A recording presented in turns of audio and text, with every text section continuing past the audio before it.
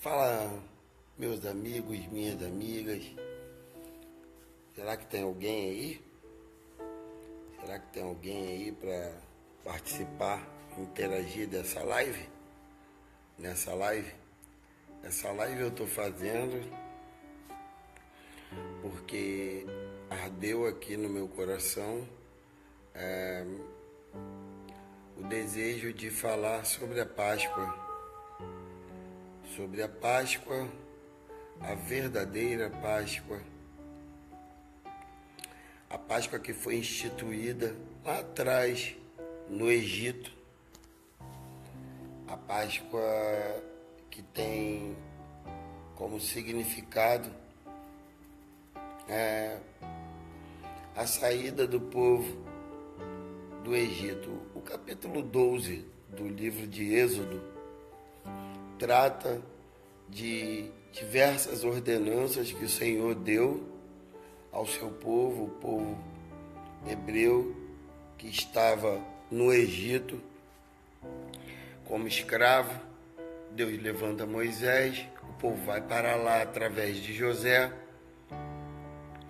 Mas lá atrás, no livro de Gênesis, Deus diz para Abraão que o povo vai ficar cativo 400 anos, mas que depois ele libertaria o povo. E ele libertou o povo através de Moisés e através das pragas. Quando ele estava para lançar a última praga, a praga dos primogênitos, ele deu uma ordem para Moisés e Arão passar para todo o povo uma série de procedimentos que deveriam ser feitos para a preparação da saída do Egito.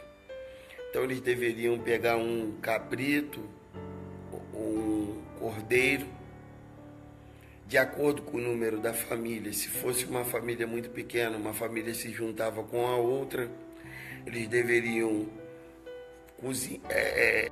assar no fogo. O que sobrasse, eles deveriam queimar. Eles já deveriam comer com a roupa, vestido com a roupa que eles iriam embora. Eles deveriam comer esse cordeiro com ervas amargas e pão asmos. Ele deveria... Paz, pastor Heraldo. Eles deveriam estar preparados para sair, porque essa última praga, Deus sabia que ia tocar fundo no coração dos egípcios, ia doer, né? E o sangue desse cordeiro, eles deveriam passar nos umbrais das portas, que era para marcar as casas no qual o espírito da morte, o anjo da morte, não deveria tocar. E assim foi instituída a primeira Páscoa. Lá em Êxodo 12, 27 vai dizer, Êxodo 12, 27 vai dizer: então direis, este é o sacrifício da Páscoa ao Senhor, que passou as casas dos filhos de Israel no Egito, quando feriu os egípcios e livrou as nossas casas. Então o povo inclinou-se e adorou. Então o Senhor, assim foi instituída a primeira Páscoa. E isso foi passando, que Deus ele dá uma ordem, que isso tem que ir passando de geração em geração. E nos tempos de Jesus, a Bíblia vai relatar que era a Páscoa quando ele chega a Jerusalém. Era a época da festa dos pães asmos, chamada Páscoa. E ele chega a Jerusalém, né? E o Sinédrio, que era um conselho formado pelos fariseus, pensa em matar Jesus. Toda a Bíblia nós vamos ver eles perseguindo Jesus, acusando Jesus de tudo quanto é tipo de coisa, acusando Jesus de blasfemo, mas muitas das vezes ficando sem argumento perante as palavras de sabedoria vinda do alto que Jesus proferia quando estava debatendo com eles. Então, assim, na época dessa festa, porque ela foi passando de geração em geração, a tradição foi sendo mantida, porque era uma festa muito importante, porque o povo era cativo e foi liberto do Egito, né? Então Jesus chega em Jerusalém nessa época, e Jesus prepara o local, pede para os seus discípulos, seus apóstolos prepararem um local para eles comerem a Páscoa. Ali Jesus parte o pão, dá um pedaço para cada um e diz que esse é o meu corpo. E a mesma coisa ele faz com o cálice de vinho, ele dá graças, apresenta ao Senhor e dá o seu cálice para cada um e diz que aquilo ali é o sangue dele. E ali Jesus está afirmando, está sabendo que o seu dia está próximo, né? E ali Jesus está fazendo uma aliança e deixando uma ordenança para a igreja. Jesus é traído por Judas, o espírito de Satanás entra em Judas, né? O diabo toma conta de Judas e Judas traz Jesus. Judas traz Jesus. Jesus é levado, é acusado diante de Pilatos, o governador da província da Judéia. Pilatos não vê motivo algum para acusar Jesus, lava as mãos, mas os judeus, os membros do Sinédrio, aqueles fariseus, aqueles saduceus, homens importantes, os escribas, eles insistem em condenar Jesus e incitam a multidão também. Aquela mesma multidão que gritava Hosana, Hosana, Hosana, agora está gritando crucificam. E Pilatos diz que na Páscoa é o costume de Roma soltar algum preso. Boa noite, Ana, minha amiga, paz. Soltar algum preso. E eles trazem Barrabás, um criminoso, e Jesus. E o povo grita, solta Barrabás. Barrabás é solto, Jesus é torturado, toma muitas chicotadas com um chicote que na ponta era um ferro que conforme agarrava na carne, puxava carne com tudo. Jesus, ele sofreu demais por mim, por você. Como uma ovelha muda, ele foi levado ao matadouro, conforme disse o profeta Isaías. E ele foi levado a ser crucificado e carregou a cruz até o Gólgota, o Monte Caveira.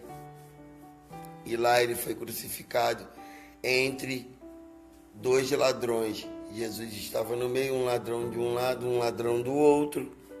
Mas engraçado é que as palavras de Jesus não foram nenhuma palavra de ódio, de raiva, de rancor, não, foi só palavra de amor. Jesus disse, Pai, perdoa-os, eles não sabem o que fazem. Enquanto um ladrão zombava, o outro ladrão dizia para ele parar, porque eles eram culpados, mas Jesus não era. E pede, mestre, lembre-se de mim quando entrar no seu reino. E Jesus responde, hoje mesmo estarás comigo no paraíso. Jesus diz que tem sede e dão vinagre para ele beber. Jesus diz, por que me abandonaste, Pai? Ele se sentiu abandonado, porque todo o pecado estava em cima dele. E depois ele disse, está consumado. Quando ele diz, está consumado, Querido, você não sabe o poder que essa palavra teve. A graça foi liberada sobre nossas vidas. Quando Jesus disse, está consumado o plano de salvação, ele foi concluído. A cédula que era contra nós, Jesus cravou na cruz. Aquilo que servia de condenação já não existia. No momento em que nós levantamos a nossa mão, confessamos Cristo como nosso Salvador e nos arrependemos do nosso pecado, querido, acabou. Acabou. E aí, aqueles homens devem ter pensado, vencemos. Ao ver Jesus com a coroa de espinhos, ao ver Jesus sendo furado, ao ver Jesus tendo cravos em suas mãos e seus pés, aqueles homens devem ter pensado, acabou, nós vencemos. O inimigo de nossas almas deve ter pensado, eu venci, ele morreu.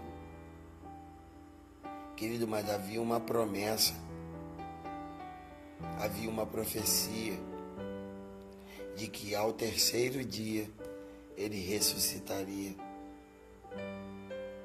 E levaram Jesus para o túmulo e botaram uma grande pedra e colocaram guardas para tomar conta. Só que quando os guardas viram os anjos, eles caíram. E quando eles caíram, os anjos removeram a pedra e Jesus saiu. E as mulheres foram até o túmulo para ungir Jesus, para preparar o corpo de Jesus. E os anjos disseram para elas, por que procura entre os mortos aquele que vive? Isso é forte demais.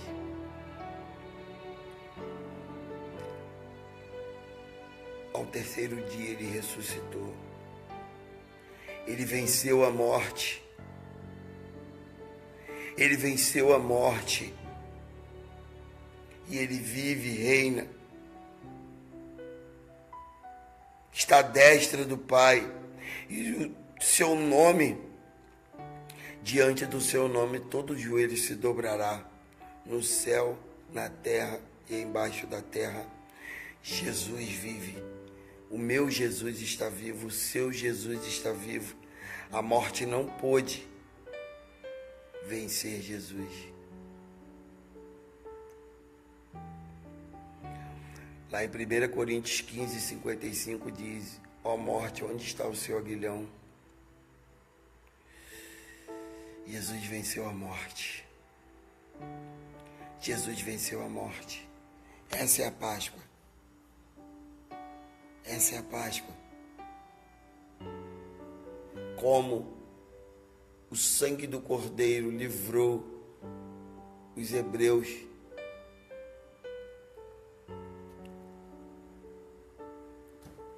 no Egito, o sangue do Cordeiro também me livra e te livra do pecado, da condenação eterna. Essa é a Páscoa. Não é essa Páscoa distorcida que a gente vê, que a única coisa boa é que a gente come bastante chocolate. É a Páscoa que você tem que comer peixe, dia de sexta-feira. Essa Páscoa que colocaram coelhinho. Que bom, Senhor, que eu sei o que é a Páscoa. E eu estou querendo dividir com os meus irmãos um pouquinho que eu sei. Porque a gente tem que aprender, prosseguir em aprender e aprender mais. E colocar em prática aquilo que a gente aprendeu. Porque só aprender sem praticar não resolve nada na minha e na tua vida. Fica com essa palavra. Você que por esses dias for ver esse vídeo, seja abençoado em nome de Jesus. Seja abençoado. Amém? Amém? Me encontro muito feliz de estar fazendo esse vídeo. Amém? Fica na paz do Senhor, querido. Jesus venceu a morte. Oh, glória! Se inscreva no canal e não esqueça de ativar as notificações